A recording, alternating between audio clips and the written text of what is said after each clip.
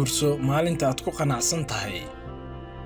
guurkii ayay ka dahday, dadkuna waxay ka badiyeen goormaad guursan rabtaa iyo maxaad u guursan la'dahay. si ay su'aalahaas jawaabtooda u siiso ayay guur isku fahmeen nin aysan si fiican ula dhacsanayn, laakiin ay u aragtay inuu nin la'aan u dhaamo. guri ayay wada degeen, waxaase ku adkaatay inay nolosha isku fahmaan, waxayna ku fikirtay inay furiin ka dalbato. waxaase u cuntami weysay inay garoobnimo doorato. sidaas ayayna ilaa iyo maanta ugu jirtaa nolol aad u xun oo aysan ku taasoo ay dhaanto iskaabulanimada. geedkii orod lagu koro orod ayaa looga soo degaa ayay Soomaalida tiraahdaa. guurka waad ka daahday, goorma ayaad guursanaysaa iyo in ay asxaabtaada guursadeen yaysan noqon sababo guurka kugu dedejiya. ha u guursan in aad kelinimo dareemayso iyo cadaadis qoyska ah. qofkan ha u guursan dhaqaale dartiis, waayo ogow guurka ganacsi maaha. guurku waa go'aanka ugu adag noloshaada, waayo waxaad xulanaysaa qofkii aad la wadaagi lahayd inta kaaga hartay noloshaada. guurso maalintaad u aragto in ay maalintaada tahay